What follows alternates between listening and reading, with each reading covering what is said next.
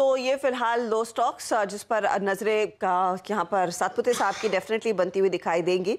लेकिन अब बात करते हैं उन स्टॉक्स की जहां पर खबरों का इंपैक्ट है। टॉप 10 आपकी स्क्रीन पर, टॉप 10 स्टॉक्स जहां पर इंपैक्ट आएगा। सुवेन फार्मा सबसे पहले, जहां पर एडवेंट इंटरनेशनल हिस्सा खरीद रही है। बड़ा हिस्सा यहाँ पर कंपनी के प्रमोटर्स से खरीदती हुई दिखाई देगी। याद रखिएगा, प्रमोटर्स के हाथ में 60% हिस्सेदारी है।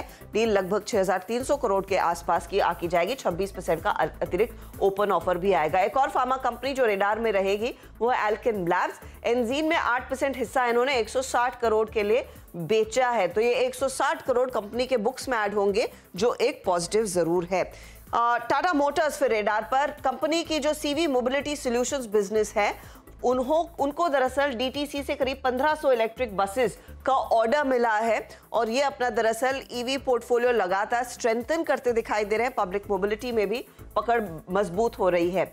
एसजीवीएन की ग्रीन एनर्जी के तहत 100 मेगावाट का विंड प्रोजेक्ट लगाने वाली है और ऑर्डर साइज लगभग ये 700 करोड़ से ज्यादा का है, तो उस पर शायद मार्केट ज्यादा रिएक्ट करता हुआ दिखाई देगा।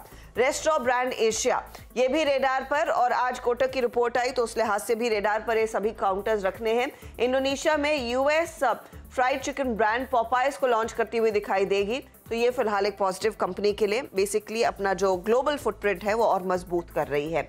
सीमेंस रेडार पर रखिएगा। 9000 एचपी इलेक्ट्रिक लोकोमोटिव्स के लिए दरअसल सरकार से लेटर ऑफ एक्सेप्टेंस मिला है। ये 27000 करोड़ के आसपास का ऑर्डर है। लार्ज ऑर्डर दरअसल कंपनी के हाथ में आता हुआ नजर आ रहा है। गोदरेज प्रॉपर्टीज, इन्होंने दरअसल नीलकमल रियल्टर्स के साथ एक करार किया है, जॉइंट वेंचर है और ये 50% से ज्यादा की हिस्सेदारी गोदरेज की रहेगी उस पर्टिकुलर प्रॉपर्टी डेवलपमेंट में, और वो स्टॉक आप रेडार पर रखेंगे। इंडिया बुल हाउसिंग भी आज फिर खबरों में।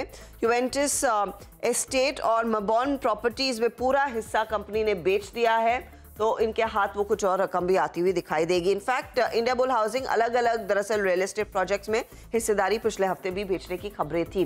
Waste life food, ICICI Pru ने 2% हिस्सेदारी 5 से 22 दिसंबर के बीच यानी कि पिछले कुछ दिनों में घटाई है, तो वो एक स्टॉक आप रेडार पर रखें। और कुछ ब्रोकरेजेस कह रहे हैं कि कंपनी के बिजनेस अब फुटफॉल्स कम होते हुए दिखाई दे सकते हैं, तो उसका भी एक ओवरहैंग रहेगा। और क्वेस्टकॉर्प आपको याद होगा ऑलसेक टेक्नोलॉजीज के साथ मर्जर का प्रस्ताव था, अब वो वापस आ चुका है प्रस्ताव, तो ऑलसेक के लिए एक नेगेटिव है। क्वेस्टकॉर्प का स्टॉक भी आज रेडार पर रखेंगे। तो ये फिलहाल वो काउंटर्स हैं जो दरअसल खबरों में रहेंगे और सीधा इम्पैक्ट आता हुआ दिखाई देगा। बता दें कि मनी कंट्रोल पर दिए गए विचार एक्सपर्ट्स के अपने निजी विचार होते हैं। वेबसाइट या मैनेजमेंट इसके लिए उत्तरदायी नहीं है। यूजर्स को मनी कंट्रोल की सलाह है कि कोई भी निवेश निर्णय लेने से पहले सर्टिफाइड एक्सपर्ट की सलाह लें।